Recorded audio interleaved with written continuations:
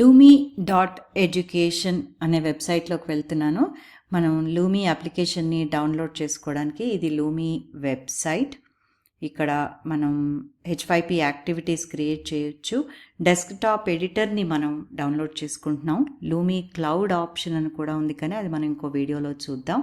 ఇప్పుడు desktop editor మీద click చేసినప్పుడు మనకి 3 ఆప్షన్స్ వచ్చాయి: విండోస్, మ్యాక్, లినక్స్. మీ ఆపరేటింగ్ సిస్టమ్ని అనుసరించి దానికి సంబంధించిన ఫైల్ని మీరు డౌన్లోడ్ చేసుకోవచ్చు. విండోస్లో అయితే కనుక మనకి మైక్రోసాఫ్ట్ స్టోర్ నుంచి మనం ఈ అప్లికేషన్ని యాక్సెస్ చేయొచ్చు, అది ఫ్రీ అప్లికేషనే.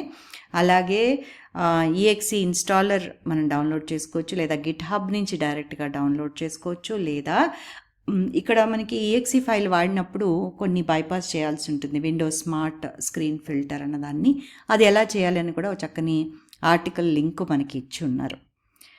సో యూజువల్గా మనం మైక్రోసాఫ్ట్ స్టోర్ నుంచి మనం విండోస్ వాడుతున్నట్టయితే మైక్రోసాఫ్ట్ స్టోర్ నుంచే మనం ఇన్స్టాల్ చేసుకోవడం జరుగుతుంది.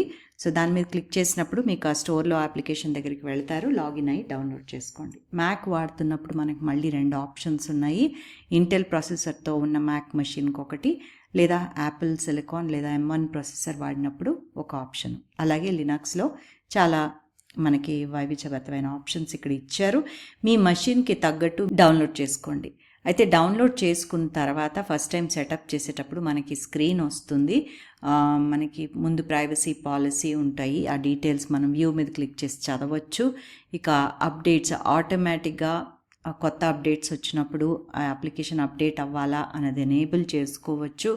ఇంకొకటి మనకి ఎక్స్పెరిమెంటల్ ఫీచర్స్, అది యాక్చువల్గా వాళ్ళు లాంచ్ చేయకముందే మనం ప్రీ రిలీజ్ ఫీచర్స్ని టెస్ట్ చేయాలనుకుంటే వాటిని కూడా మనకి అందుబాటులోకి ఉంచేలాగా ఎనేబుల్ చేసుకోవచ్చు, అది మీ ఇష్టం. ఇక్కడ నేను ఆటోమేటిక్ అప్డేట్స్ ఎనేబుల్ చేశాను.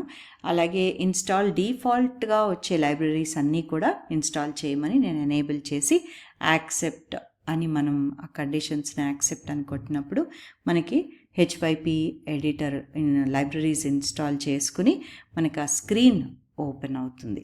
ఎక్కడైతే మనం H5P కంటెంట్ టైప్స్ మనం క్రియేట్ చేసుకోవచ్చో అది ఈ స్క్రీన్ ఇలా ఉంటుంది. ఇది ఎలా వాడాలి అనేది మనం ఇంకొక వీడియోలో చూద్దాం. ఇలా మనం లూమీ డెస్క్టాప్ అప్లికేషన్ని మన సిస్టంలో ఆపరేటింగ్ సిస్టమ్ని అనుసరించి తగిన ఫైల్ని డౌన్లోడ్ చేసుకుని ఎడిటర్ని ఓపెన్ చేసుకోవచ్చు.